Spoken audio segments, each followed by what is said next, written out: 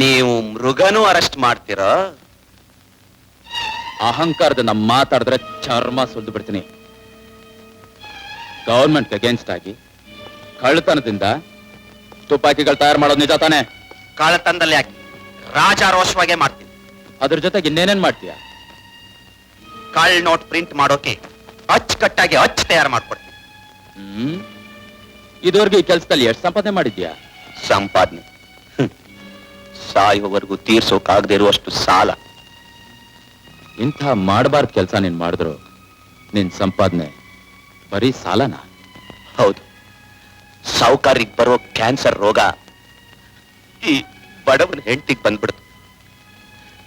ಅವಳನ್ನು ಉಳಿಸ್ಕೋಬೇಕು ಅಂತ ಪಡಬಾರ್ದು ಕಷ್ಟಪಟ್ಟೆ. ಮನೆಯಲ್ಲಿ ಇದ್ದದ್ನೆಲ್ಲ ಮಾರ್ದೆ, ಸಾಲ ಮಾಡ್ದೆ, ಭಿಕ್ಷೆ ಬೇಡ್ದೆ. ಕೊನೆಗ ಡಾಕ್ಟ್ರು ನೀನ್ ತಂದ ಹಣ ಇಂಜೆಕ್ಷನ್ನಿಗೂ ಸಾಲಲ್ಲ ಅಂದ್ಬಿಟ್ರು. ಇಂಥ ಪರಿಸ್ಥಿತಿಲು ನಿನ್ಗೆ ಯಾರು ಸಹಾಯ ಮಾಡ್ಲಿಲ್ಲ? ಬಡವರಿಗೆ ಯಾರು ಸಹಾಯ ಮಾಡ್ತಾರೆ? ಮುಂದೇನು ಗತಿ ಅಂತ ಯೋಚನೆ ಮಾಡ್ತಿದ್ದಾಗ ಅಲೆಕ್ಸಾಂಡರ್ ಬಂದು ನೋಟಿನ ಕಂತೆ ಕಂತೆ ಕೊಟ್ರು. ಅಷ್ಟೊಂದು ಹಣ ಸುಮ್ಮನೆ ಕೊಟ್ರ? ಇಲ್ಲ, ಖಾಲಿ ಪೇಪರ್ನಲ್ಲಿ ರುಜುವು ಮಾಡಿಸ್ಕೊಂಡು ಕೊಟ್ರು. ಆಮೇಲೆ ಸಾಲದ ಪತ್ರ ಅನ್ಕೊಂಡೆ.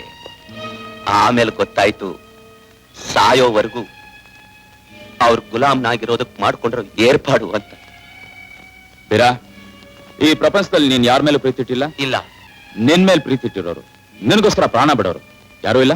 ಬೇರಾ, ನಿನ್ನ ಬಾಳಂತೂ ಕೋರ್ಟು ಜೈಲು ಅಂತ ಅನ್ಯಾಯ ಆಗೋದು. ನಿನ್ನ ಮಗ ತಾಯಿಲ್ದಿರೋ ತಬ್ಲಿ, ನೀನು ಇಲ್ದೆ ಅವನ ಗತಿ ಏನಾಗ್ಬೇಕು? ಊಟಕ್ಕಿಲ್ದೆ ಸಾಯ್ಬೇಕು, ಇಲ್ಲ ಕಳ್ತನ ಮಾಡಿ ಬದುಕ್ಬೇಕು. ಅವನು ಜೈಲಿಗೆ ಬಂದು ಒದೆ ತಿಂದು ಕಂಡಿರಲ್ಲೊಂದು. ಇಲ್ಲ, ನನ್ ಮಗ ಹಾಗಾಗ್ಕೂಡ್ದು, ನನ್ ಮಗ ಹಾಗಾಗ್ಕೂಡ್ದು ಸರ್. ನಾನ್ ಬದುಕಿರೋದೇ ಅವನಿಗೋಸ್ಕರ, ನಾನ್ ದುಡಿತಿರೋದೇ ಅವನಿಗೋಸ್ಕರ. ಅವನ್ ಚೆನ್ನಾಗಿರ್ಬೇಕು, ಅವನ್ ಸುಖವಾಗಿರ್ಬೇಕು.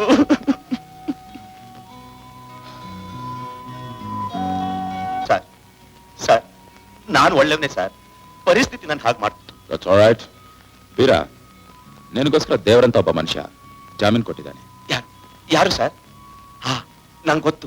ನಮ್ಮ ಯಜಮಾನ ಅಲೆಕ್ಸಾಂಡ್ರೆ ಕೊಟ್ಟಿರ್ಬೇಕು. ನಾನ್ಸೆನ್ಸ್, ಅವನು ದೇವರಂತ ಮನುಷ್ಯ. ಛೇ, ನಿನಗ್ ಜಾಮೀನ್ ಕೊಟ್ಟಿದ್ದು ನಿನ್ನ ಮಗ. ನಿನಗೋಸ್ಕರ ಅವನ ಕಣ್ಣೀರಲ್ಲಿ ರುಜು ಮಾಡಿದ್ದಾನೆ. Don't cry, don't CRY.